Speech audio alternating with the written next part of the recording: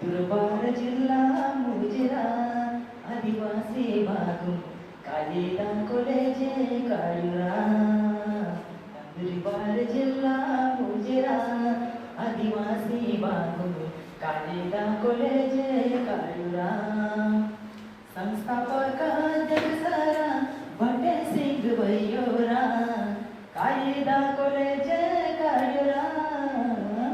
कालिदा कॉलेजे काळुरा मेराला भाऊ कालिदा कॉलेजे काळुरा. मेराला भाऊ कालिदा कॉलेजे काळुरा. तनवी कोणाविसे नव्यानु चालू में तारीख 26 के महीनो जुलैरा.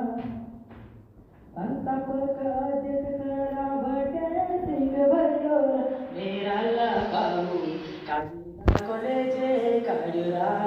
मेराला भाऊ कालिदा कॉलेजे काळुरा.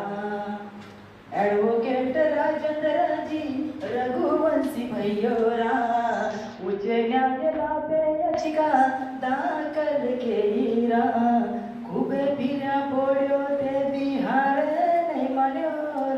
मेराला भाऊ कालिदा कॉलेजे काळुरा. संस्थापक कसरा भटे सिंग दादू कालिदा कॉलेजे काळुरा. संस्थापक कसरा भटे सिंग भैयोरा विधी महाविद्यालय स्थापना केलीने. शिक्षण रूपी ज्ञान विकास गंगाला लोर. मेराला भाऊ कालिदा कॉलेजे काळुरा. नंदुरबार जिल्हा मुजिरा आदिवासी भागून कालिदा कॉलेजे काळुरा. न्यायमूर्ती श्रीजी डी पाटील न्यायमूर्ती श्रीजी डी भोसले सन 2002 साली विधी महाविद्यालय भूमिपूजन केलीरा. मेराला भाऊ कालिदा कॉलेजे काळुरा. संस्थापक कसरा भटे सिंग दादू कालिदा कॉलेजे काळुरा. विधी महाविद्यालय 25 वर्ष बिगियारा. 23-24 वर्ष रौप्य मसबकीने साजरा की हुरा. ही गोष्ट विधी महाविद्यालय अभिमान आहे. मेराला भाऊ आम्हा खातूर गर्व हायरा. मेराला भाऊ आम्हा खातूर गर्व हायरा. नंदुरबार जिल्हा मुजिरा आदिवासी भागून कालिदा कॉलेजे काळुरा.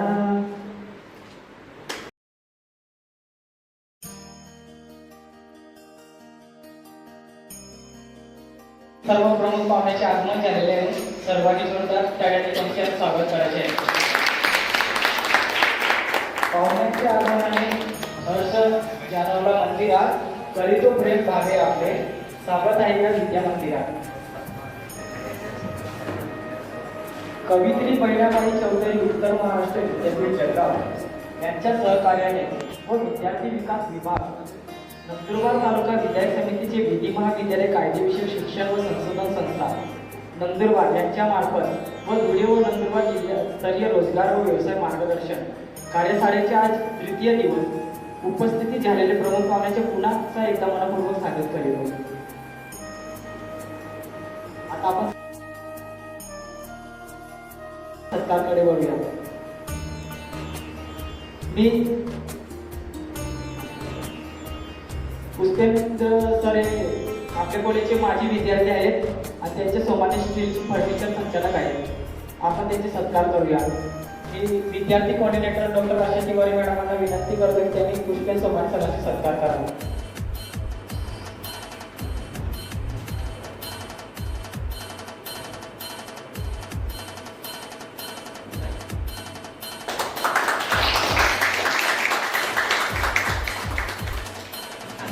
धन्यवाद. आता आपण मनोगतकडे वळूया. मी पुष्पेंद्र सोमानी सरांना विनंती करतो की त्यांनी आपले मनोगत व्यक्त करावे.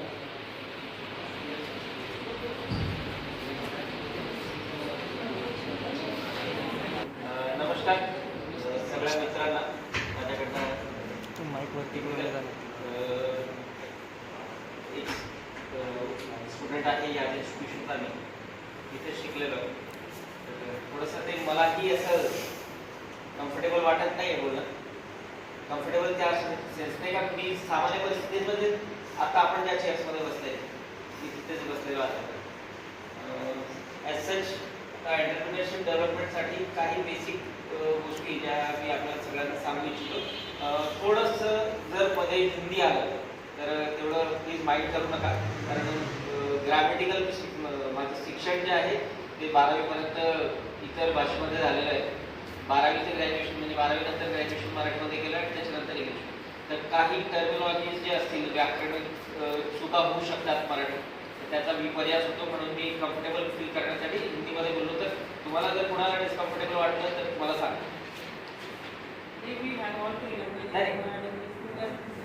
मुद्दा काय ना ते ऍक्च्युअली कसं आहे ते व्याकरणमध्ये फर्स्टली आपण व्यवसायात जर कधी आपल्या सगळ्यात जे आता आपण पार्टिसिपेट मॅम किती आहे number of participant? Okay sir, जे काही असतील पार्टिसिपेंट्स त्यापैकी सगळेच व्यापारात व्यवसायात यावे अशी माझ्या सगळ्या जे पार्टिसिपेंट्स आहेत त्यांना हार्दिक शुभेच्छा. आणि मी एक व्यापारी किंवा उद्योजक म्हणून आमच्या कम्युनिटीमध्ये आपल्या सगळ्यांचं स्वागत करू इच्छेन. व्यापारी म्हणून आपल्यामध्ये काय काय स्किल्स असणे आवश्यक आहे त्यामध्ये खूप बेसिक आहे का आपल्याला डे टू डे लाईफमध्ये ज्या कोणती गोष्टींची गरज असते आपल्याला स्वतःला वाटते ना, त्याचे सोल्युशन जर आपण प्रिपेअर केले तर त्याचा खूप चांगला उद्योजक म्हणून आपल्याला डे टू डे लाईफमध्ये सुद्धा एक व्यापारी किंवा व्यावसायिक म्हणून त्याच्यात सक्सेस मिळू शकतो. जसं का आता आपल्यातनं सपोज कॉमर्स फील्डमध्ये आहे कोणी विद्यार्थी, ओके, कॉमर्स फील्डमध्ये ना आपलं म्हणजे ग्रॅज्युएशन आपलं जर झालं असेल, मास्टर्स आपण करत असाल, जे काही असेल, पण वेगवेगळे त्याच्यात सब्जेक्ट्स आहेत. सायन्समध्ये सुद्धा काही विद्यार्थी असतील, लॉचे सुद्धा काही विद्यार्थी असतील. इथं आपल्या इन्स्टिट्यूशनमध्ये DTL म्हणून एक चांगला असा कोर्स चाललेला आहे. व्यापारी उद्योजक किंवा जे इतर एम्प्लॉईज आहेत त्यांना टॅक्स रिलेव्हंट टॅक्स कन्सल्टंट्स जे असतात ते त्यांच्या ऑफिसमध्ये आपल्याला वेळ काढून जावं लागतं. लोकांना ना आता जसं प्रत्येक गोष्टी किंवा ऑनलाईन मागवायची किंवा ऑनलाईन रिक्वायरमेंट प्लेस करायची सवय झालेली आहे. त्या पद्धतीने सपोज जर तुम्ही तशी काही सोल्युशन्स रेडी करू शकाल तर एक उद्योजक म्हणून तुम्ही नंदुरबार सारख्या जिल्ह्यामध्ये सुद्धा खूप चांगलं असं नावलौकिक कमवू शकाल. मी माझ्या व्यवसायाच्या संदर्भात बोलायचं झालं तर शिक्षण करता करताच मी आमच्या ॲन्सेस्ट्रल किंवा व्यापारी याच्यामध्ये बिझनेसमध्ये आमचे पारंपरिक व्यवसाय आहेत आता. तर माझं जसं शिक्षण आणि अभ्यासक्रम संपला त्यानंतर मी त्या फील्डकडे डायव्हर्ट झालो होतो. आत्ता ॲज सच आपल्याला सपोज उद्योजक म्हणून काही मनात क्वेरी असतील, कारण मी सांगायला ना ते होतंय कसं आता इंस्टाग्रामचा आणि रील्सचा जमाना आहे. तर बहुतेक मी जे काय बोलणार आहे ते सगळ्या गोष्टी तुम्ही रील्समध्ये किंवा कुठं ना कुठं पॉडकास्टमध्ये ऐकलेले असतील, तर ते तुम्हाला बोरिंग फील होईल. तर जर तुम्हाला ॲक्च्युअल एक उद्योजक म्हणून बिझनेसमध्ये यायचं असेल तर तुम्हाला काय काय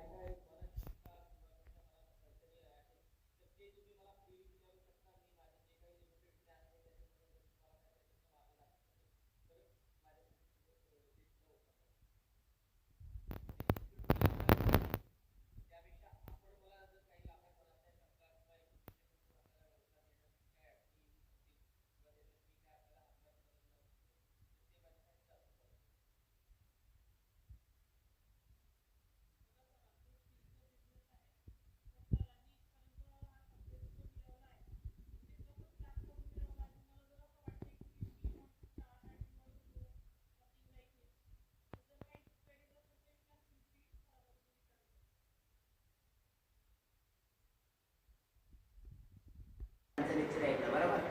त्यांनी जे सांगितलं प्राथमिक अडचणीपासून कोणत्या काल थोडा विचार केला असेल तुम्ही, कोणीतरी पिन मारल्यानंतर आपण विचार करतो थोडं काहीतरी निर्णय घेतो, छोटे कोणते उद्योग चालू करणार आहे त्याच्यात कोणत्या अडचणी येऊ शकतात असं विचारलं ते तुम्हाला मदत करा असा प्रश्न विचारला तुम्हाला. असं तेवढ्या वर्षांपासून आम्ही या बिझनेसमध्ये आम्ही खूप वेगवेगळे ड्रास्टिक चेंजेस आम्ही सुद्धा स्वतः अनुभवलेले आहेत. 73 to 79 4-5-6 वर्षापर्यंत आम्ही फक्त प्रोक्युअरमेंट म्हणजे बाहेरवरनं माल आणायचं आणि मध्ये आम्हाला लक्षात आलं तर नंदुरबारचे जे कस्टमर्स आहेत त्यांच्या गरजा वेगळ्या आहेत. लोकल मॅन्युफॅक्चरिंगला वाव देणं, त्यासाठी आम्ही 79ला मॅन्युफॅक्चरिंग युनिट स्टार्ट केलं होतं. In the year of 1993 Somani steel furniture नावाचं आम्ही एस्टॅब्लिशमेंट आमचं स्वतःचं सुरू केलं. आता आम्ही आमच्या व्हर्टिकलमध्ये जवळपास वर्षाला 10 करोड रुपयापर्यंतचे टर्नओव्हर्स करत असतो. आम्हाला नंदुरबारमध्ये आता सपोज आपण उद्योजक म्हणून किंवा जॉब सीकर म्हणून, म्हणजे आता आपण जरी उद्योगी ते हे एंटरप्रिनरशिप डेव्हलपमेंटसाठीचे आता सेमिनार्स आणि कोर्सेस अटेंड करत आहात, पण मनात कुठं तुम्हाला अशी इच्छा असेल का एकदम आपण एवढं कॅपिटल कुठं आणायचं किंवा आपण एकदम सामान्य परिस्थितीमधून आलेलो तर थोडंसं तुम्हाला एक्सपिरियन्स पाहिजे असेल तर ॲक्च्युअल मार्केटिंगमध्ये सुद्धा खूप वाव आहे प्रत्येक बिझनेसमध्ये. नंदुरबारच्या संदर्भात जर सांगायचं झालं तर आपल्याला एवढी जी पब्लिक इथे बसलेली आहे त्याच्यामध्ये किती लोकांना एवढं माहिती आहे तर नंदुरबारची एक जी ब्रँड आहे मोबाईल ॲक्सेसरीजची, ती बोट नावाची एक जी खूप फेमस ब्रँड आहे मोबाईल ॲक्सेसरीजची, त्याला 100% कॉम्पिट करते. आपल्याला कोणाला माहिती आहे नंदुरबारचे उद्योजक आहेत ती ब्रँड प्रमोट करता येते. आपण बहुतेक सगळे बस स्टँड चा जो परिसर आहे त्याच्यापासून वेलनोन असाल. ओके, तर बस स्टँडच्या प्रेमायसिसमध्ये साई रचना कॉम्प्लेक्समध्ये वरच्या फ्लोअरवर एक दुकान आहे आणि दुसरं हां सॉरी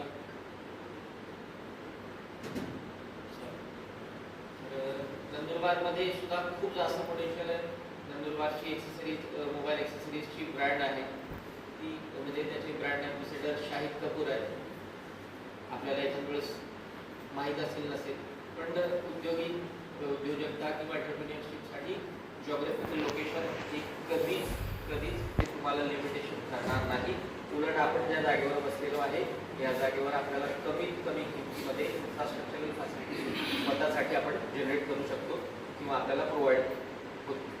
सपोज जर कमर्शियल स्पेसेस नंदुरबार आणि मोठ्या सिटीच्या रिलेव्हन्समध्ये आपण विचार केला तर कित्येक पटीने जर तुम्ही ऑनरशिपने घेणार, इनिशियल स्टेजला तुम्ही ऑनरशिपला घ्यायचा विचार सुद्धा करू शकत नाही बहुतेक, पण जर तुम्ही रेंटेड प्रॉपर्टी सुद्धा खरेदी करायचं, रेंटेड प्रॉपर्टी सुद्धा घ्यायचा विचार केला तर नंदुरबारमध्ये कंपॅरेटिव्हली रेट्स खूप कमी आहेत.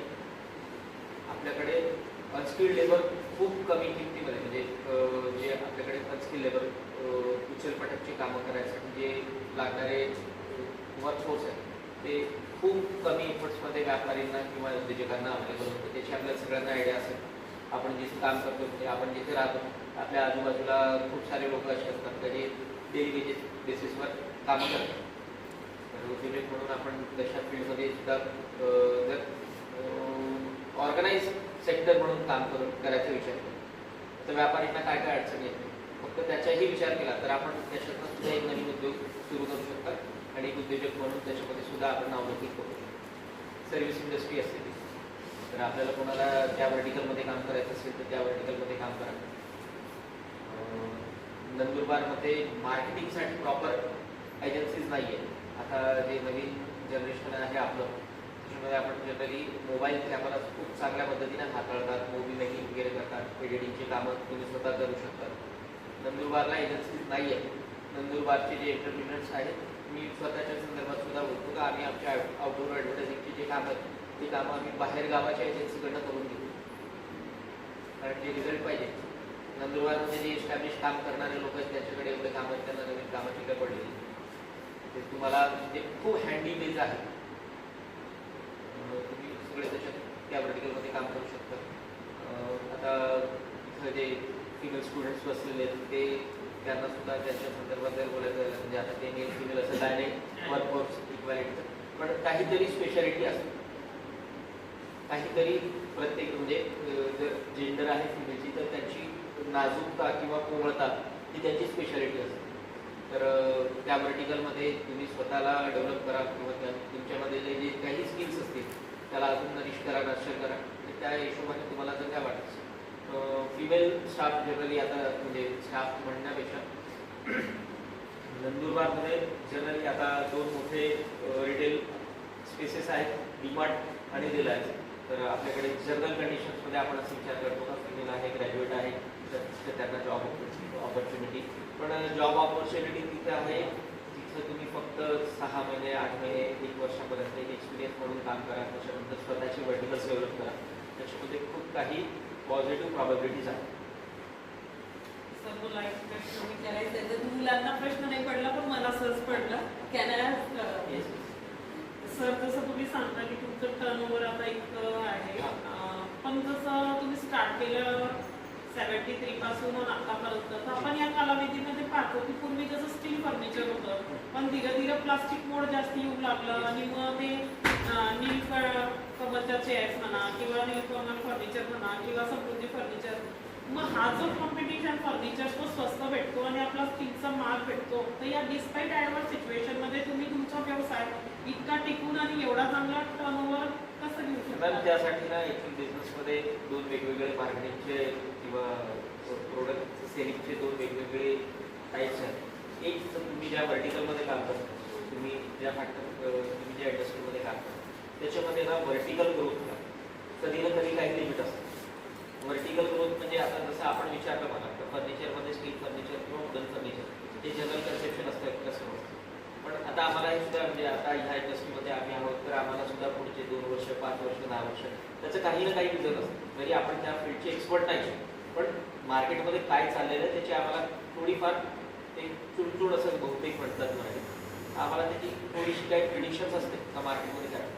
तर आता आम्ही हा विचार करतो का येणारी जी परिस्थिती आहे ती संधी आहे असं म्हणून जर विचार केला, म्हणजे त्याला ना आपलं ऑपोजिशन किंवा स्पर्धा करणारी वस्तू किंवा प्रोडक्ट विचारण्याऐवजी आपल्याच व्हर्टिकलमध्ये, म्हणजे मी समजा फर्निचर विकतोय फायबर फर्निचर, त्याच्यामध्ये एक त्याला हॉरिझॉन्टल ग्रोथ असं म्हणतात. व्हर्टिकल ग्रोथ म्हणजे आता जे इंडस्ट्रीमध्ये आहे त्याच्यामध्ये कंटिन्युअस त्याच व्हर्टिकलमध्ये काम करत राहणं, हे व्हर्टिकल ग्रोथ आहे. हॉरिझॉन्टल ग्रोथ म्हणजे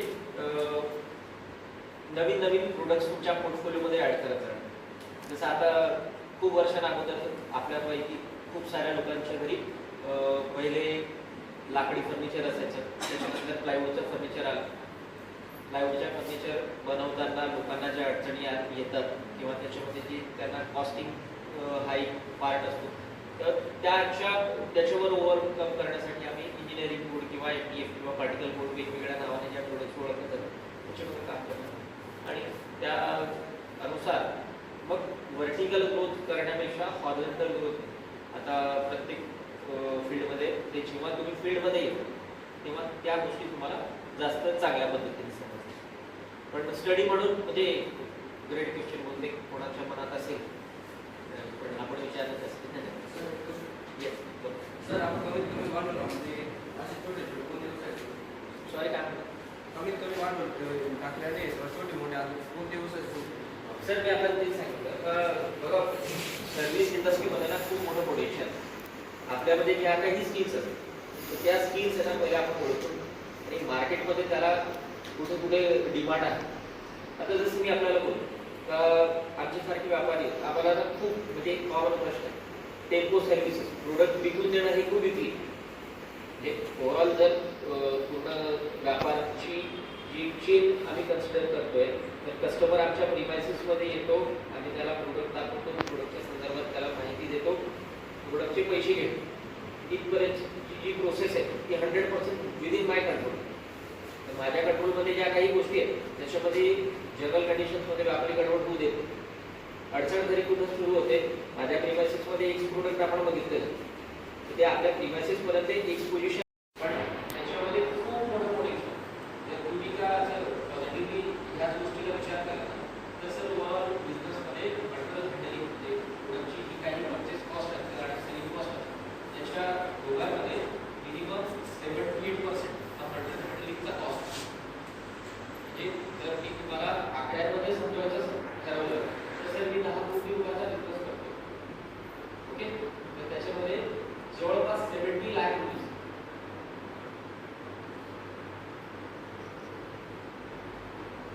म्हणजे जेव्हा फिगर्स मध्ये तुम्हाला ऐकू येतं ना तेव्हा त्या गोष्टीची महत्त्वता किंवा इम्पॉर्टन्स तुम्हाला मी तेच सांगतो ना सर आपण बिझनेस जे तुम्हाला एक्सप्लेन करून सांगू का लगेच आपल्या लक्षात येईल. मी माझ्या बिझनेसच्या संदर्भात बोलतो. मी कपाट विकतो बरोबर. कपाटाची व्हॅल्यू 10,000. डिस्टन्स जे आहे त्या डिस्टन्स पर्यंत पोहोचायला टेम्पोला किती 500. तुम्ही या आणि अप्रोच करा. कसं आहे तुम्ही या कोणालाही काम देतात. माझ्याकडे एजन्सी मी काम सुरू केलं. मी तुमचं काम 550 रुपयाला करतो.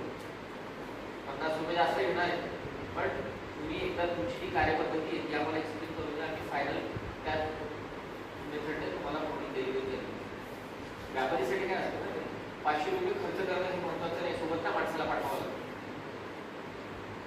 माणूस जो दुकानावर असेल तो काहीतरी 50-100 रुपये 500 रुपये रोजचा माणूस असतो. तो गेला म्हणजे आम्हाला जे आमच्या डोक्यात ते सुद्धा चालू असतं की एकदाच गेला म्हणजे 100 रुपये गेले बरोबर. तर 500 रुपये कामाची व्हॅल्यू आहे. तुम्ही कोणाला तरी सांगा बाबा की 550 रुपये तुम्हाला लागेल पण परफेक्ट डिलिव्हरी होतो बरोबर आहे. आता तुम्ही त्या वर्टिकलला विचार करायला सुरू केला म्हणजे तुम्हाला ना मार्केटमध्ये रिसर्च करून एक लक्षात येईल तर तुम्हाला विविध दिवसात 8 ते 10 डिलिव्हरीज त्याच्या मिळू शकतो. टेम्पोवाले जे असतात त्यांची जनरल रेट 4 ते 5 वर्टिकल आहे बरोबर. त्यांना तुम्ही सांगा की बाबा मी ना तुला गॅरेंटेड 4 वर्टी मारतो आणि तुला रोज गॅरेंटेड 5 वर्टी देतो. किती रुपये घेतो. तो म्हणेल का मला ना 2,000 रुपये भेटले म्हणजे बस. तुम्ही त्याला सांगायचे बाबा तू 2,000 रुपये रोज म्हणतोय बस. तू 2,000 रुपये रोज प्रमाणे 30 दिवस काम करतो का नाही का. 60 दिवस म्हणजे 60,000 रुपये कमवतो. तू किती दिवस काम करतो म्हणा 25 दिवस. तू 50,000 रुपये कमवतो बरोबर आहे. आपण काय करायचं त्याला सांगायचं बाबा तुला तरी 1,600 रुपये रोज देईल गॅरेंटेड देईल. झालं कसं माहिती आहे का इथं 500 रुपये डिलिव्हरी कॉस्ट होतो. ते तुमचे किती रुपयावर आलं 400. तुम्ही चार्ज किती करणार आहे 550. दिवसाकाठी फक्त 5 डिलिव्हरी जरी झाली म्हणजे 10 डिलिव्हरी आता इनिशियल स्टेजवर काढून धरू नका. तुम्ही फक्त एवढं काउंट करा फक्त 5च डिलिव्हरी झाली तुम्हाला किती रुपये मिळतात 450 रुपये मिळतात. तुमची व्यक्तिगत इन्व्हेस्टमेंट काय टेक्निकल बघायला गेलो तर काय फक्त किती असतं तर जी प्रोसेस असते चेन ऑफ प्रोसेस जी आहे ती व्यवस्थितशी स्वतः समजून घ्यायला पाहिजे. आणि सेकंड लाईन लिडरशिप म्हणजे तुमच्या हाताखाली एका 2 लोक असे ठेवतात आणि काम करणाऱ्या काम केल्याने आपण लहान काही तुम्ही खूप सारे पॉडकास्ट ऐकत असाल तर त्याचे बेस्ट एक्झाम्पल कोण आहे. ओयो रूम्स नाव ऐकलंय. आपण जेव्हा कुठे म्हणजे परिवारात किंवा कुठल्याही मोठ्या सिटीमध्ये आपण ट्रॅव्हल करतो ना तर हॉटेलच्या पुढे तो वायू लिहिलेला बरोबर. बहुतेक विनीत अग्रवाल तसं नाव त्याचं 32 वर्षाची आत्ता 32 वर्षाची वय आहे आणि टॉप 50 टॉप रिचेस्ट प्रिडिक्टेड पुढच्या म्हणजे अंडर 40 प्रिडिक्टेड टॉप 50 जे बिझनेस एंटरप्रेनर्स किंवा टायपिंग त्याच्यामध्ये तो व्यक्ती आहे. त्याचे जीवन चरित्र म्हणजे पॉडकास्ट जरी ऐका वाचण्याची गरज नाही. काही इनिशियल स्टेजवर स्वतःला काम करावे लागतात. काम केल्याने आपल्याला होत नाही. फील्डमध्ये काम केल्याने आपले एक्सपिरियन्सेस एनरिच होतात आणि एनरिच एक्सपिरियन्सेस जे आहे ते तुम्हाला परफेक्ट एंटरप्रेन्योर. फक्त आपण आपल्या जागेवर बसून राहायचं ऑफिस सुरू करायची 4 लोकांना सांगायचं बाबा माझ्या दुकानाचं ऑफिंग आहे या तुम्ही तुमच्या एरियामधल्या पुढारीला बोलायचं रेव्हेन्यू कापून घ्यायचं 1.5 महिन्यात काय चाललं नाही मग बंद करून द्यायचं सांगायचं व्यापारात मजा नाही. इथून तसं नाही आहे. चॅलेंजेस प्रत्येक परिस्थितीमध्ये आपण सर्व्हिसमध्ये जाल तर सुद्धा तुम्हाला चॅलेंजेस आहेत. सर्व्हिसमध्ये तुम्हाला एक लिमिटेशन अशी आहे की तुम्ही कितीही चांगलं परफॉर्म करा तुमचा जो टॉप पेमेंट आहे तो बांधलेला किंवा का बिझनेसमध्ये ही प्रॉबिलिटी नाही आहे. तुमच्यात जेवढी ताकद असेल तेवढं काम करा तुम्हाला तेवढं जास्त चांगलं रिटर्न्स. म्हणजे फक्त महत्त्वाचं जे आहे ते आपण लिडर आहोत या PYCs मधल्या लोकांच्या रिक्वायरमेंट्स काय. आता तुमच्यात कोणी लिगल आहे लॉवाला कोणी आहे ठीक आहे. तुम्हाला मी डे टू डे लाईफमध्ये ना मी सुद्धा त्या सगळ्या गोष्टी फेस करतो पण मी स्वतः वकील असल्या कारणाने मला तेवढा तो त्रास होत नाही. खूपदा काय होतं ना ते आपण ज्या प्रिमायसेसमध्ये राहतो त्या प्रिमायसेसमध्ये कोणीतरी आपल्याला टीच करत असतं आपल्या प्रॉपर्टीजवर काही एन्क्रोचमेंट वगैरे करत असतं आपण काय विचार करतो? म्हणजे सामान्य लॉयर नाही, पण सामान्य माणूस काय विचार करतो? त्यामध्ये आपण याला सांगू, त्याला सांगू. तर आता नंदुरबार सारख्या लहान जागेमध्ये सुद्धा त्याच्यासाठी खूप चांगला वाव आहे. तुम्ही ना फक्त लिगल नोटिसेस सर्व करायचे आणि त्या नोटीसची व्हॅल्यू फक्त 100 रुपये ठेवा. ड्राफ्ट सेम असतो. ड्राफ्ट हा most of the time same असतो. फक्त पार्टीजचे नाव चेंज होतात. आणि ना आता गंमत कशी झाली ना, सगळ्यांकडे पैसे आले, सगळ्यांना असं वाटतं का की काहीतरी आहे की असं इतरांना जाणण्यासाठी पाहिजे. कायदेशीरित्या जगायचा अधिकार सगळ्यांना आहे, पण कोणाच्या लिगल राईटला इतके जेव्हा कोणी करतं ना त्यावेळेस जे त्याचं रिड्रेसल अजूनपर्यंत ना खूप लाज आहे लोकांना. म्हणजे जरी आता मी स्वतः नंदुरबार कॉलेजचा विद्यार्थी आहे, 2002 मी पास आउट झालेलो आहे आणि आम्ही जेव्हा शिकत होतो ना त्यावेळेस प्रत्येक बॅचला मॅक्सिमम 5 ते 7 स्टुडंट असायचे. आता जे इन जनरल टर्म्स आम्ही हसण्यामध्ये असं बोलतो, नंदुरबारला आता लॉयर्सची फॅक्टरी लागली.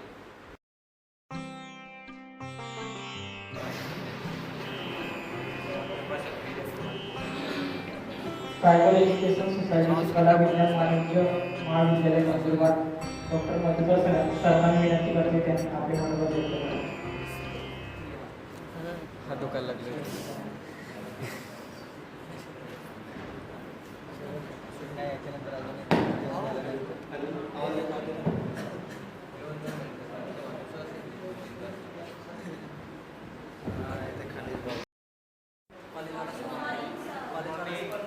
Good morning. बघा, आपण सर्वजण युवक आहात. सकाळचा प्रहर असून आपण अतिशय शांतपणे काहीही शंका न विचारता आपण बसलेला आहात. मला अशी अपेक्षा होती की इकडनं 100 प्रश्न येतील आणि ही सर्व मंडळी आपल्याला उत्तर देईल. काही हरकत नाही. मी या कार्यशाळेच्या आयोजनाचा आणि नियोजनाचा एक सदस्य आहे, व्याख्याता नाही, हे लक्षात ठेवा. एक 5 ते 7 मिनिटं मला फक्त वेळ दिलेला आहे, तेवढंच मी फक्त आपल्याशी बोलेन.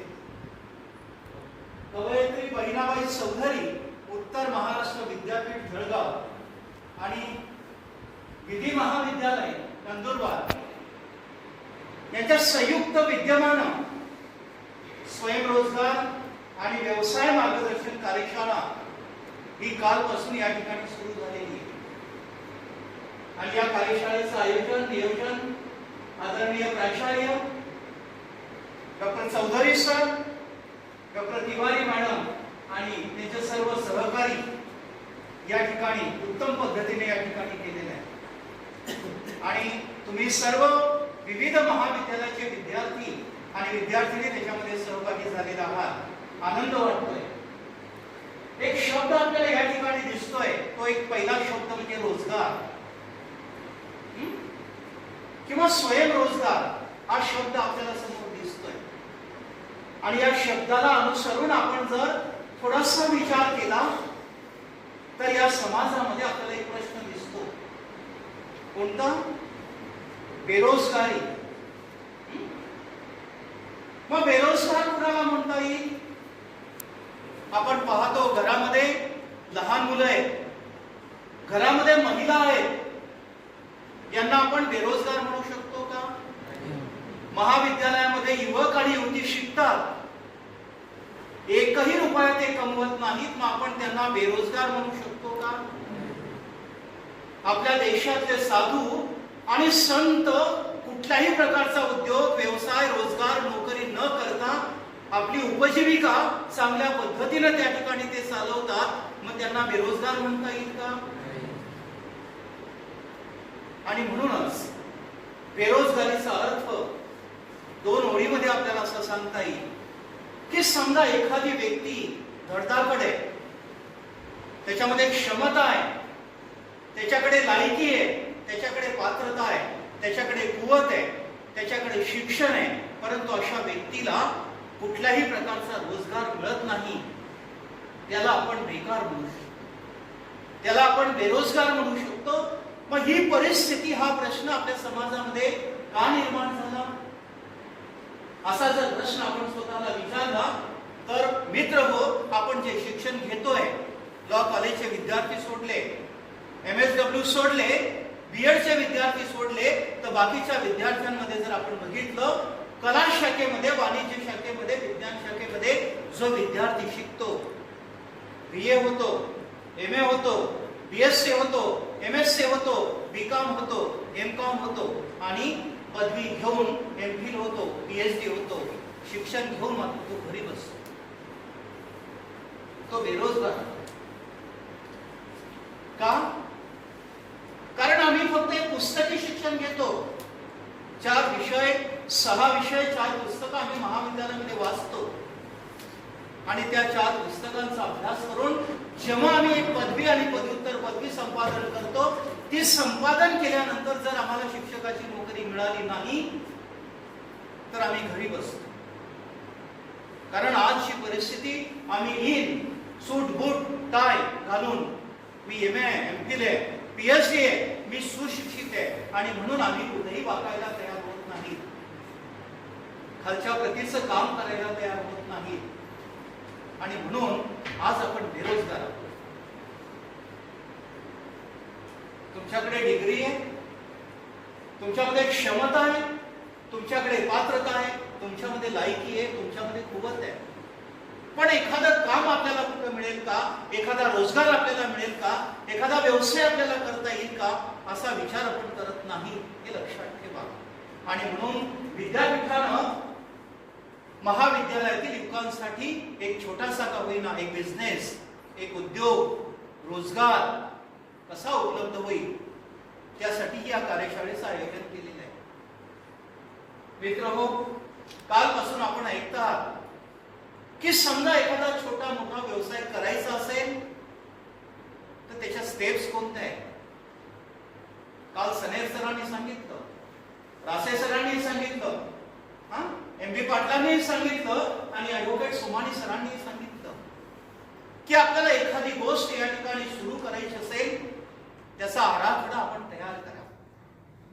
त्याचा आराखडा आपण तयार करा की मला कुठला उद्योग सुरू करायचा आहे.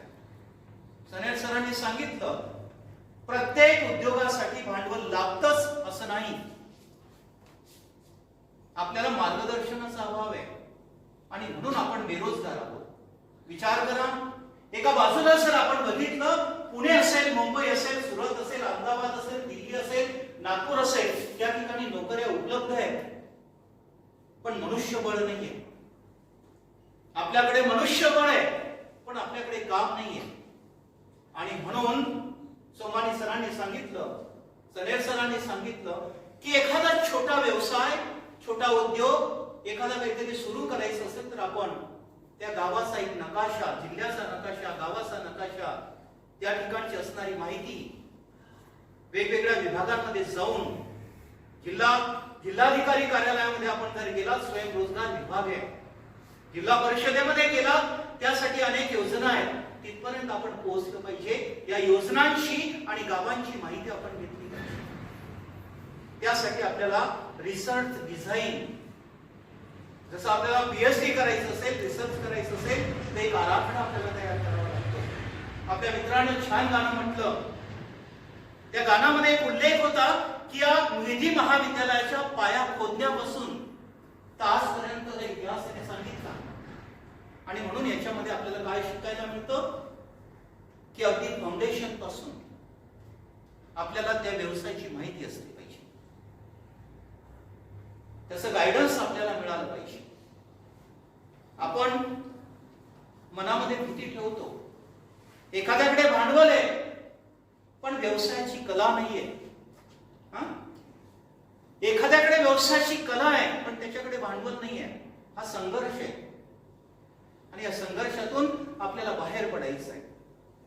विद्यापीठाच्या मार्फत विविध महाविद्यालयातून या कार्यशाळेचं आयोजन केलं जातं. या मान्यवरांना या ठिकाणी बोलवलं जातं. आपण प्रश्न विचारले पाहिजे होते की सर, माझी परिस्थिती अशी आहे, मी कोणता व्यवसाय करू शकतो, मला काय करता येईल, याचं मार्गदर्शन या शिबिरामधून होत आहे. मी म्हणत होतो की आपल्याला आराखडा तयार करावा लागतो. ज्यावेळी विधी महाविद्यालय उभं राहिलं त्याच्या आधी या ठिकाणी आराखडा तयार झाला होता. क्लास कुठं असतील, प्राचार्यांचं कॅबिन कुठं असेल, कॉन्फरन्स हॉल कुठं असेल, संगणकाची लॅब कुठं असेल, टॉयलेट बाथरूम कुठं असेल, जिना कुठं असेल, गेट कुठं असेल, हा आराखडा त्यांना तयार करावा लागला. आणि म्हणून आपल्याला छोटा मोठा व्यवसाय करायचा असेल तर आपल्याला सुरुवातीला त्याचा आराखडा तयार करावा लागेल, त्याची माहिती मिळवावी लागेल. काल सांगितलं गेलं, काही दिवस आपल्याला रघुवंशी साहेबांनी सांगितलं, काही दिवस आपल्याला त्या ठिकाणी काम करावं लागेल, अनुभव घ्यावा लागेल. पण या पिढीची, मी आरोप नाही करत आहे, या पिढीची तयारी नाही आहे. का? आम्हाला वाकायचं नाहीये, आम्हाला कनिष्ठ प्रतीचं काम करायचं नाहीये. मित्रो, यांना विचार, आम्ही स्वतः गेलोय, स्वतः कपाट उचलतात गाडीमध्ये ते, मी एवढा मोठा व्यावसायिक उद्योजक आहे नाही. तुम्ही सिंधी मार्केटमध्ये जा, दुपारी ते जेवत असतील, आपण गेलो की ते हात पुसतात, हात धुतात आणि आपल्याला वस्तू दाखवतात. आणि म्हणून त्या व्यवसायाचा एक आराखडा, त्याचं मार्गदर्शन, त्याच्यातले कौशल्य, टेक्निक्स, या व्यवसायासाठी लागणारा थोडासा स्ट्रगल, त्यासाठी लागणारा थोडासा त्याग आपण केला पाहिजे. अनेक उदाहरणं सांगितली गेली, मी ते रिपीट करणार नाहीये. एक छोटासा व्यक्ती चहावाला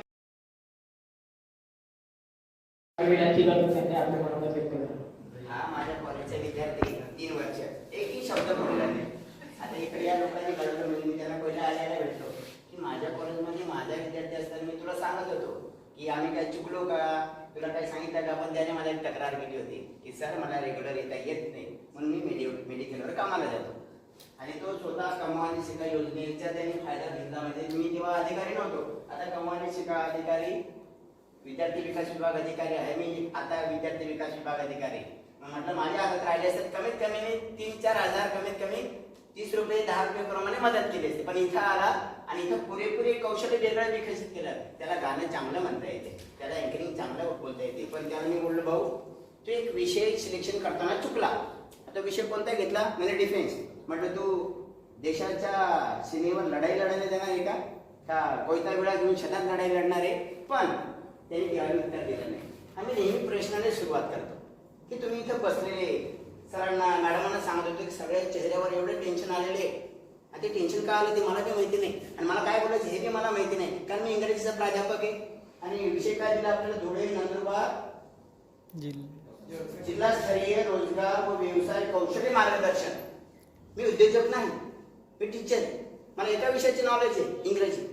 आणि काल सर सांगत होते ती माझी स्टाफ मेंबर आहे. मग मी हे बोलत असताना पहिले प्रश्न विचारला, सरांनाही विचारतो, मित्रांनाही विचारतो, सरांनी मला तसा घडवलेला आहे. शिक्षण म्हणजे काय हो? शिक्षणाची व्याख्या काय करतो आपण?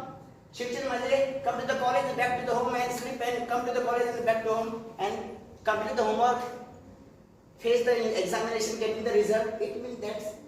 आपण शिक्षणाची व्याख्या काय करतो? कोण सांगेल का? तुम्ही तुमच्या मताने, तुमच्या जे माहिती आहे ते मत सांगा. शिक्षण म्हणजे काय? ओके, ठीक आहे. अजून पर्सनॅलिटी डेव्हलपमेंट म्हणजे FYSY झालं म्हणजे झालं का? शिक्षणाची व्याख्या काय करतो आपण? Education means nothing but meaningful changes into the learners behaviour. पहिलीपासून 10वी पर्यंत, 12वी पर्यंत, 12वी नंतर पुढे आलं आपल्याकडे ही जी व्याख्या आली तेवढी अर्थपूर्ण बदल होत गेला. पण माझ्या मतानुसार याचा जर विचार केला तर आपल्याला ती व्याख्या बदलावी लागेल. शिक्षण म्हणजे का? जीवन जगण्याची कला म्हणजे शिक्षण होय. Education is full of skill and art. जीवन जगत असताना कोणती तरी कला इम्पॉर्टंट असते. आणि म्हणून मी म्हणतो art of living is part of education and education is full of skill. Which skill you have develop only sitting, listening and watching. काय बोललो? जीवन जगण्याची कला म्हणजे शिक्षण. मग तुमच्यामध्ये कोणती कला विकसित झाली? बसायचं, ऐकायचं, उठून जायचं, प्रश्न विचारायचे नाही. मग सरांनी सांगितलं तसं आपल्याला सगळं समजलं का? सगळं समजलं नाही. मी आज 5 घटकांवर तुम्हाला थोडंसं हायलाईट करून सांगणार आहे. हे सगळे उद्योजक आले त्यांचे जीवनाचे अनुभव सांगितले, मॅडमने सांगितलं, सरांनी सांगितलं, एम.बी. पाटील सरांनी सांगितलं, रेशी सरांनी सांगितलं, सेनानी सरांनी पण सांगितलं. पण त्याच्यामध्ये 5 घटक एवढे इम्पॉर्टंट आहे. पहिला कॉम्पिटन्सीज, दुसरा आहे कमिटमेंट, तिसरा आहे नॉलेज, चौथा आहे skill and performance and application. विचार करा, गेल्या 2 दिवसापासून म्हणजे 16 आणि 17 या 2 दिवसाच्या कार्यशाळेमध्ये आपण एक कोणती तरी क्षमतेच्या बाबतीत विचार करत होतो. आणि ती क्षमता तुमच्यामध्ये कोणती विकसित झाली? If I am a teacher of English, I have no about something, not perfect, only listen, write and after left it. आपण फक्त श्रवण करतो, लिहितो आणि सोडून देतो, आणि हे काम आपण तेच करतात. काल आपण एक गोष्ट शिकलो, लिसनिंग अँड रायटिंग. आपण लिहित नव्हतो, आपण ऐकत होतो. त्याच्यानंतर आपण एक विचार केला, आणि विचार काय करतो? Only thinking. We are activate participants of this workshop and we are in thinking process. Now you should not, you do not started your business, but you only started the thinking. You are the part of thinking process. पण मी काल पोरांना सांगत होतो, माझ्या मित्र success झाला, तो बिझनेसमध्ये झाला, त्याने पण पोल्ट्री फार्म टाकलेला. मी विचार करायला शिकत असताना मला सांगितले, तैसाई अति विचारी तो भिकारी म्हणे. अति विचारी तो भिकारी, फक्त विचारच करत राहायचं. 3-4 पोरांनी प्रश्न विचारले, माझ्याकडे भांडवल आहे, जमीन आहे, पण मी फक्त विचारच करत आहे, त्याच्यात प्री प्लॅनिंग करत आहे का? नाही. आणि म्हणून ती तुमच्यामध्ये वैचारिक क्षमता विकसित झाली. पण ती क्षमता कुठेपर्यंत आहे? आता मी बोलत आहे, माझी पण विशिष्ट क्षमता आहे, तुमची पण क्षमता आहे. कारण एम.बी. पाटील सर बोलत होते, महत्वाचे बोलत होते, पण क्षमतेला जर आपण लिमिटेशनमध्ये संपवलं तर ठीक आहे, आणि ते क्षमतेच्या पलीकडे गेले तर ते आपले क्षमतेच्या पलीकडे आहेत. माझ्या डोक्यावर जाते, मला समजत नाही. आणि त्याच्यामध्ये पुन्हा समजा प्रश्न विचारला, मी विचार करत आहे, मी मामाला विचारेल, काकाला विचारेल, आईला विचारेल, भावाला विचारेल, तेव्हा मी सांगतो we are not capable to only making decision. आणि म्हणून मी विद्यार्थ्यांना सांगतो, make decision and take decision. काय सांगितलं मी? ही क्षमता तुमच्यामध्ये विकसित असली पाहिजे. आणि तिसरं वाक्य बोलतो मी, don't worry and don't hurry. घाई करू नका आणि चिंता करू नका. शेवटी तिसरं वाक्य पुन्हा सांगतो, मेमरी मेक्स मनी. ही सगळे उद्योजक आले कशाच्या जोरावर पुढे सक्सेस झाले? त्यांच्याकडे मेमरी आहे. जसं आपल्याकडे डिव्हाइस आहे, त्याच्यामध्ये मेमरी कार्ड आहे, आणि त्याची ती क्षमतेप्रमाणेच काम करते. त्याच्या पलीकडे चाललेले ते काम करते का? तसं तुमच्यामध्ये क्षमता निर्माण झाली असेल, उद्योजक होण्याच्या बाबतीत तुम्ही विचार प्रक्रियेची क्षमतेला ऍक्टिव्हेट केलेले. दुसरी गोष्ट काय आलेली? बांधिलकी. व्यवसायाचे विशिष्ट बंधने असतात, नियम असतात, रेग्युलेशन असतात, फॅक्ट असतात, त्यानुसार गेले तर ठीक आहे. आपण फक्त विचार विमर्श करतो, प्रश्न विचारतो आणि सोडून देतो. त्या बंधनं पाळली तर बिझनेसमध्ये सक्सेस होतो. प्रॉफिट अँड गेन हा जो बिझनेसचा भाग आहे तो लांबची गोष्ट आहे, आणि त्याच्यात ते बंधनं पाळली तर आज थोडेसे तुम्हाला 1 रुपयाचा लॉस झाला ना, उद्या बेनिफिट होणार आहे. आणि म्हणून ह्या बांधिलकीमध्ये आपल्याला आशावादी जीवन जगावं लागते, व्यवसाय दृष्टीत म्हणून. आणि तुमच्यामध्ये व्यवसाय दृष्टीत विचार निर्माण झाला पाहिजे. म्हणून मी समितीचा सदस्य आहे, मला बी विचार करणं इम्पॉर्टंट होतं. मी इंग्रजी शिकवत होतो, पण मी बोलणार तर काय बोलणार आहे, म्हणून मी विचार केला की नाही, वेगळ्या पद्धतीने आपल्याला सांगणं इम्पॉर्टंट आहे. मग हे 2 दिवसामध्ये तुम्हाला ज्ञान मिळालं. ते ज्ञान कोणते मिळालं? व्यवसाय कसा करावा, त्याच्यासाठी लागणारे भांडवल कोणतं, आणि त्याचे कुठे कुठे गेले पाहिजे हे तुम्हाला आयडिया मिळाली. ते ज्ञान मिळाल्यानंतर आता ज्ञानची व्याख्या काय करतो आपण? वर्गामध्ये शिक्षकाने शिकवलं, नोट्स पूर्ण केली, ट्युटोरियल दिले, इंटरनेट दिले, म्हणजे ज्ञानाची प्रक्रिया पूर्ण झाली का? आपण फक्त माहिती कलेक्शन करतो. इंग्रजीचे टीचर म्हणतात हे YouTube फॉलो करा, ते लेसन करा, गुगल फॉलो करा, फक्त आम्ही माहिती सप्लाय करतो. We are teacher only providers, information provider. What is the patiently instincting and eagerness the learners is that enthusiastic getting that information and turn into the knowledge. आणि जीवनामध्ये शेवटी जे उरते ते नॉलेज उरते, ज्ञान. आणि तुम्हाला माहिती मिळालं म्हणजे ज्ञान प्राप्त झालं का? हो नाही. अपुरा ज्ञान हे घातक असले तुम्ही दुसरं विचारत नाही केलेले. म्हणून हे जे 2 दिवसाचं कार्यक्रम तुम्हाला ज्ञान मिळालं म्हणजे माहिती मिळालं म्हणजे ज्ञानाचं रूपांतर झालं का? नाही. ज्ञानाच्या नंतर जे उरते ते कौशल्य म्हटले जातात. म्हणून तुमच्यामध्ये ते कौशल्य निर्माण झालं पाहिजे, बोलण्याचं कौशल्य. काल सर बोलत होते इंग्रजी फक्त आयटला बोललं तर बोलता येत का इंग्रजी? फक्त थोड्याच्या बाबतीत होतं. माझ्यामध्ये इंग्रजी क्षमता जर झाली, मी वाचनावर जर विचारला, एक शब्द सांगितला, फळा राहिला तर लिहिला असता, तर आपण इंग्रजी प्रोनाउन्सिएशनमध्ये एक शब्द वाचतो, कंडक्ट, CONDUCT, आणि त्याला वेगळ्या पद्धतीने वाचलं जातं. वेगळ्या पद्धतीने primary trace, secondary trace, falling tone, rising tone, rising falling tone. बरोबर आहे. आणि मी पोरांना लिहून देतो हे शब्द वाचा रे. टीवायचे पोरं एम इंग्रजीचे पोरं ते शब्द वाचू शकत नाही प्रॉपरली. मग मी पहिला शब्द बोललो क्षमता. मी इंग्रजीचा शिक्षक म्हणून त्याच्यामध्ये भाषिक क्षमता विकसित केली का हो? नाही. दुसऱ्या शब्दाला त्याला जे मी 15 सांगितले की प्रॉपरली असं वाचावे लागते, त्याने माझं ऐकलं का हो? त्याला त्या पद्धतीने ज्ञान मिळालं का? नाही. उद्याचे जे दिवस येणार ते तुमचा आहे. म्हणजे निराशेने आजच उद्या काय भेटणार नाही. माझे मित्र एवढे शिकले sir DEd MEd NET PhD घरी पडलेले का पडले? त्यांच्याकडे ज्ञानाचा अभाव असू शकतो, त्याच्याकडे कौशल्याचा अभाव असू शकतो, कदाचित त्याला ते उपयोगात आणता आला नाही. एक जीवनातलं मोठं काय म्हणतात त्याला पझल आहे. ते पझल शोधण्यामध्येच तुम्हाला करणं इम्पॉर्टंट आहे. आता इथे जो व्यक्तीला मी त्यालाही भेटलेले त्याचे जे मित्र आहेत भाऊबंद ते आमच्या कॉलेजमध्ये शिकलेले मुक्त विद्यापीठामध्ये. पण मी जास्त व्यक्तिगत बोलत नाही. जास्त आता त्यांनी ओळखलं नाही आपण बरं इंट्रोडक्शन का करून द्यायचं असं त्याचा अर्थ. मला विद्यापीठच्या समितीने आणि विधी महाविद्यालय विद्यार्थी विकास विभागाच्या अंतर्गत मला सदस्य म्हणून नेमणूक केली. हे माझा पहिला प्रसंग आहे. मी देशले सरांना सांगत होतो सर तुम्ही NSS मध्ये जातात इंग्रजीचं माझ्यावर एवढं वर्कलोड असते. NSS पुरता ठीक आहे, माझ्या कॉलेज पुरता ठीक आहे. हे मी पहिल्यांदा इकडे आलो आणि नवीन विषयामध्ये टाकलं म्हणजे नेमकं मी काय बोलणार आहे. पण मला माहिती आहे प्रत्येकाची क्षमता असते. 1 तास 2 तास 3 तास 4 तास तसं काम करण्याची जी क्षमता आहे ती क्षमता तुम्ही 2 दिवस पर्यंत टिकवली हे आम्ही नशिबात समजतो. आणि लेक्चर ऐकणं आईवडिलांचे ऐकत नाही, मास्तरांचे ऐकत नाही, मित्रांचे ऐकत नाही, हे फक्त एका डिवाइसचे ऐकतात. म्हणून विद्यार्थ्यांसाठी स्पेशल सरांचे आभार मानतो. सरांचे मित्र आहे तिवारी मॅडमचे आभार मानतो. आम्ही काय म्हणतात महिला महाविद्यालयाने जिजामाता महाविद्यालय आणि कुठेही कार्यशाळा राहिली आम्ही वरिष्ठ आमच्यापेक्षा आम्ही त्यांचे मार्गदर्शन करतो, मार्गदर्शन घेतो. जीवनामध्ये एक खालच्या पातळीवर जाऊन मार्गदर्शन करून मी आज पण इथं पोहोचलेलो आहे.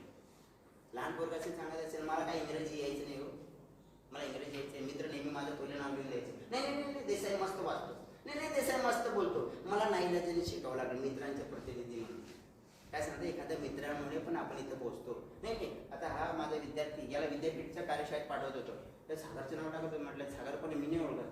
पण याला वाटलं की सागरची पण प्रगती होणार आहे. मित्र म्हटलं ठीक आहे तिकडे दुसरे गेले मी तुला इथं घेऊन येतो. कदाचित त्याला फायदा झाला नाही ज्याला त्याच्या मानसिकतेवर अवलंबून आहे. म्हणून आयोजकाने मला संधी दिली माझं मत व्यक्त करायला. माझ्यापेक्षा जास्त वेळ तुमच्याकडनं. I always expect from the others. Why do not expect from us. आपण इतरांकडनं का अपेक्षा व्यक्त करतो, स्वतःकडनं का अपेक्षा करत नाही. इतर लोक आपल्या अपेक्षा पूर्ण करणार नाहीये, तुम्हीच तुमच्या अपेक्षा पूर्ण करणार आहे. तुम्ही स्वतःकडनं अपेक्षा करा. तुमच्याकडनं अपेक्षा कोणाचे आई वडिलांचे, तुमच्याकडनं अपेक्षा कोणाचे टीचरांच्या, माझ्या मित्रांच्या मैत्रिणीच्या. पण तुम्ही तुमच्याकडनं अपेक्षा का व्यक्त करत ते. आणि मी अजून दुसरं वाक्य बोलतो we are independent not we are independent we are dependent still today. आपण स्वतंत्र नाही, आपण डिपेंडेंट आहोत 21 वर्षापर्यंत खाण्यापासून राहण्यापासून शिकण्यापासून. मग तेव्हा स्वावलंबनचा आणि स्वयंरोजगाराच्या बाबतीत तुम्ही केव्हा विचार करा. आणि तो विद्यार्थी मी त्याचा खूप आभार मानतो की लहानपणापासून तो स्वतः काम करतो शिकत इथंपर्यंत पोहोचले. दुसरा वल्गर हा बी माझा विद्यार्थी आहे. असे विद्यार्थ्यांनी मी वशिलाने मार्क देत नाही पण त्यांना म्हणतो की बाबा रे ट्युटोरियल पण पूर्ण कर, सेमिनार पण पूर्ण कर, तुम्हाला मी 40 पैकी 40 मार्क देईन. शिक्षकांनी मला रागवले सर 40 पैकी 40 मार्क देता येत नाही सर असं मला बोलले. म्हटलं मी विद्यापीठला जातो माझं स्वतःच्या भाडातोडा खर्च करतो. मार्क काय लोणचे पिण्यासाठी दिले आहे का म्हटलं. सगळे लोक सांगायला लागले 4 कोटा देता येते सर. आणि शेवटी मी 40 पैकी 40 दिला आणि आमची पोपटाने म्हणून विद्यार्थी 2दा गोल्ड मेडलिस्ट झाले 40 मार्क आउट 40.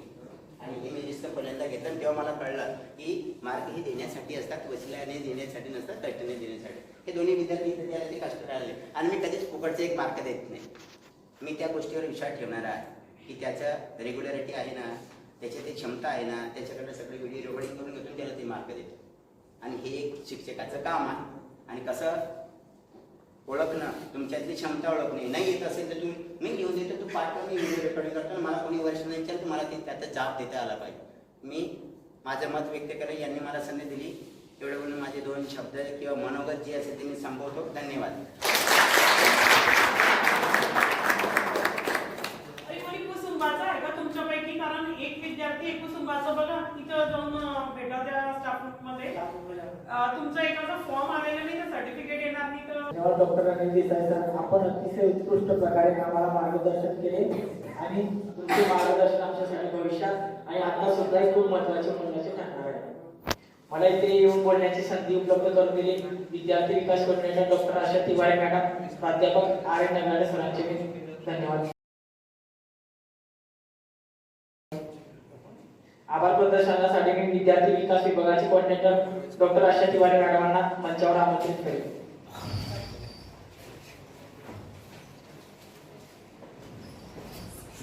गाईज कुसुंबावाल्यांनी आठवण करून ती एंट्री करून घ्यायची बरं. आपल्याकडे कधी पण काय असणार कोणतं पण वर्गशाळा झाली की त्याची जे शेवट असते समारोप, त्या 2 दिवसात जे झालं त्याचं शॉर्ट मध्ये आपण डिस्कशन करतो मग समारोप होतो. तर आता तुम्हाला बघा आज तर एकदम पॉवरफुल सेशन झालंय, परत जसं काल झालेलं होतं.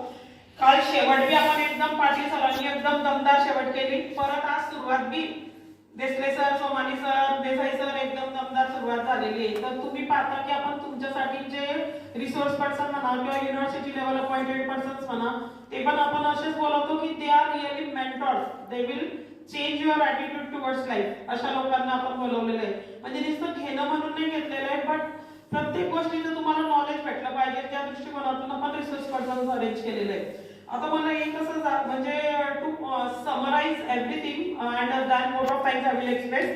असं मला एक म्हणायचं आहे की जसं आता अनेक वक्तांनी आपले उदाहरण दिले आणि भरपूर साध्या सोप्या भाषेत आपल्याला समजून सांगितलं. आता देसले सरांनी आपल्याला सांगितलं की जसं पाणीचं थेंब मोतीबिंद म्हणजे मोती बनू शकतं जर शिपल्यात पडलं तर, तव्यावर पडलं तर नष्ट होतं उदाहरणार्थ. म्हणजे त्या थेंबचं इफेक्ट किती महत्वाचा आहे. A person is known by the company he keeps. ज्याच्या सोबत ते थेंब येतं तव्याच्या संगतीला तर नष्ट होऊन जाणार, पण तेच मोतीबिंदू मोती बनून जाणार शिपल्यात पडलं तर आपल्याकडे बी ती क्षमता आहे. पण आपण काय करतो, आपले जे मित्र मैत्रीण असतात, फ्रँकली स्पीकिंग मी पण त्या एजने गेली ना आता इस पार है, दोस्त से अच्छा हितेशी अपना दुनिया में कोई नहीं और दोस्त से बुरा दुश्मन भी दुनिया में कोई नहीं. दोस्ती में इंसान ऊपर उठ जाता है और दोस्ती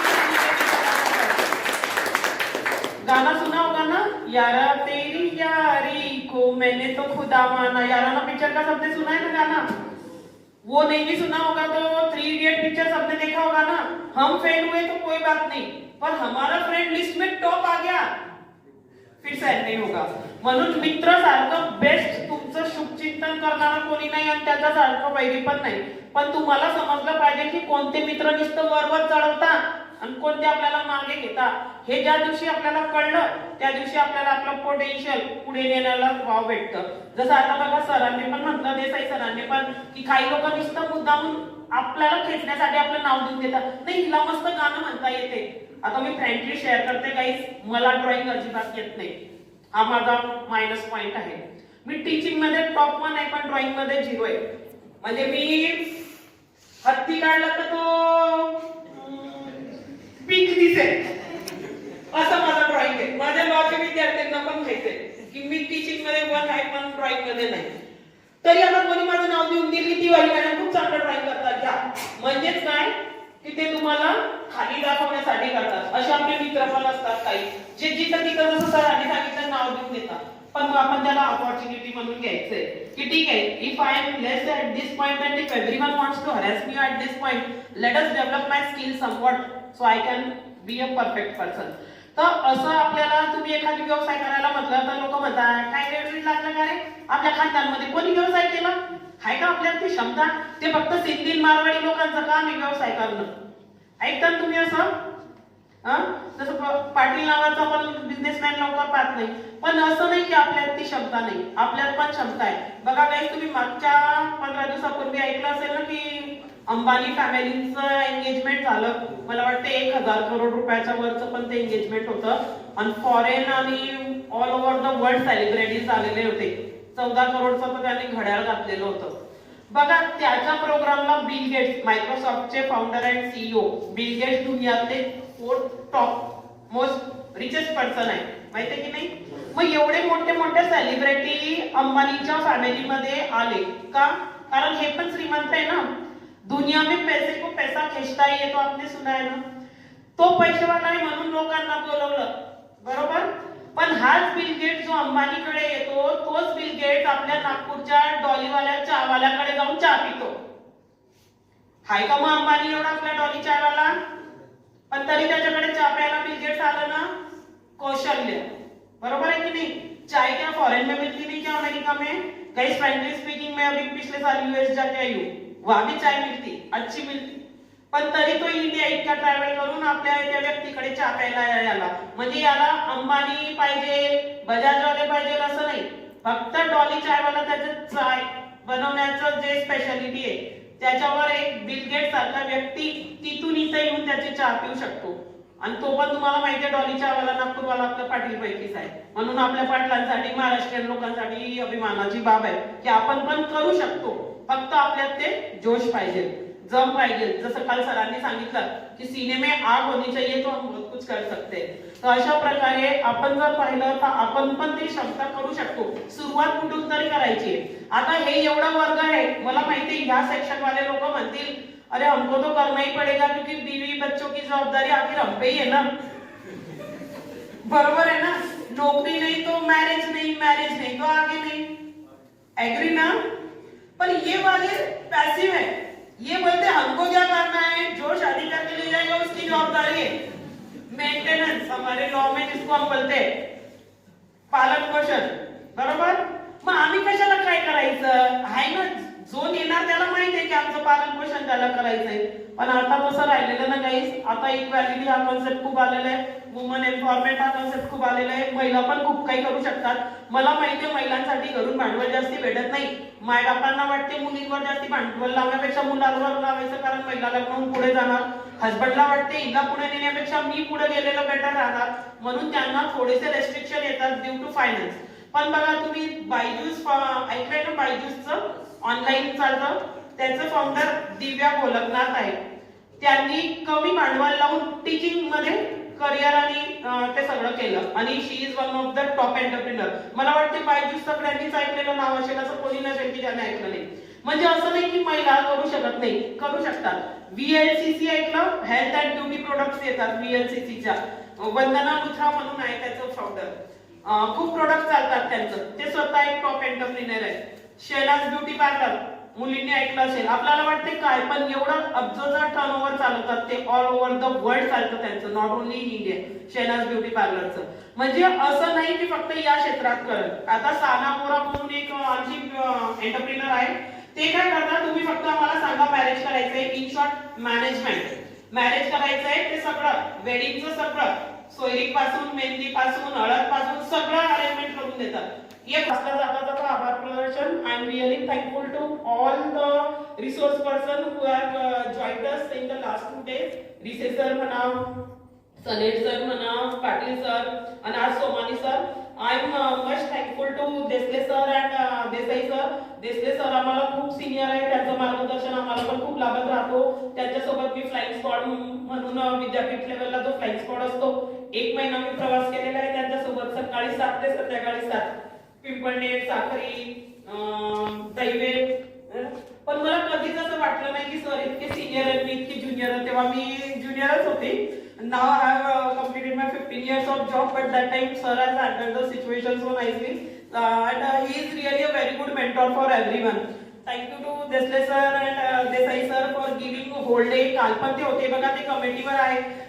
जास्त करून कमिटीवर लोक नुसते नावाला येतात, सही करून चालले जातात. पण आपण खरी भाग्यवान आहे की त्या सरांनी पूर्ण वेळ आपल्याला दिला. दोन्ही सेशन्स मध्ये आपल्या सोबत होते, आपल्याला मार्गदर्शन दिलं. नाही तर मोस्टली स्टार्टिंग आणि एंडिंगलाच असतात. So from core of the heart thank you sir for your valuable guidance and for motivating the students. ते पण आपल्यापैकीच आहे आणि कसं त्यांनी इथपर्यंतचं लाईफ म्हणजे सक्सेस अचीव्ह केलं हे आपण त्यांच्याकडून खूप काही शिकू शकतो. आणि जे त्यांच्या कॉलेजचे विद्यार्थी आहेत ते तर खरंच भाग्यवान आहेत की इतके चांगले शिक्षक त्यांना लाभलेले आहे. So thank you from the core of the heart. जाता जाता फक्त एक 4 ओळी मुलींसाठी सांगू इच्छिते, म्हणजे सगळ्यांसाठी सांगू इच्छिते की जर आपण हसबंड आहे तर हसबंड म्हणून पण आपण आपली वाईफ एंटरप्रिनर होईल म्हणून आपण प्रमोट करायचे. आपण घरी आहे तर आपली बहीण पुढे कसं जाईल याच्यासाठी आपण प्रमोट करायचं आहे. आणि जर माझी मुलगी आहे तुम्हाला असं विचार नाही करायला पाहिजे की मी मुलालाच प्रमोट करते कारण तो माझा म्हणजे लास्टला माझी काठी होणार, माझी मुलगी तर शेवटी सासरी जाणार, असं विचार नाही करायला पाहिजे. कारण की woman empowerment and woman equality ही सगळ्यात महत्वाचा आस्पेक्ट आहे जे आता आहे. कारण तुम्ही फक्त असं विचार करा गाईस की फक्त मुलं असले मुलीच नसले तर आहे का काही म्हणजे लाईफ मध्ये. घरी बहीण नाही कोणाशी भांडणार, फ्रेंड नाही, गर्लफ्रेंड नाही शेअर कोणाशी करणार फिलिंग, घरात आई नाही, हाऊ यू विल फील. बरोबर आहे ना. म्हणून महिलांचं पण तेवढा इक्वल इम्पॉर्टन्स आहे. जाता जाता फक्त एवढं सांगू इच्छिते बघा, एक जैसी होती है लड़कियां और चूड़ियां, एक जैसी होती है लड़कियां और चूड़ियां, खनकती है चहकती है लड़कियां और चूड़ियां, खनकती है और चहकती है लड़कियां और चूड़ियां। दुल्हन की कलाई की शोभा बढ़ाती है लड़कियां, दुल्हन की कलाई की शोभा बढ़ाती है चूड़ियां, घर आंगन की शोभा बढ़ाती है लड़कियां, घर आंगन की शोभा बढ़ाती है लड़कियां। कलाई सुनी सुनी सी लगती है यदि उसमें ना हो चूड़ियां, कलाई सुनी सुनी सी लगती है यदि उसमें ना हो चूड़ियां। और जिंदगी फीकी फीकी सी बुझी बुझी सी लगती है यदि उसमें ना हो लड़कियां, यदि उसमें ना हो लड़कियां। Thank you guys, thank you for being with us. आमच्या कॉलेजच्या वतीने मी सगळ्यांचा खूप खूप आभार मानते. काही त्रुटी राहिली असेल किंवा काही प्रॉब्लेम आला असेल तर from the core of the heart we apologise for it. Thank you very much for your cooperation. So with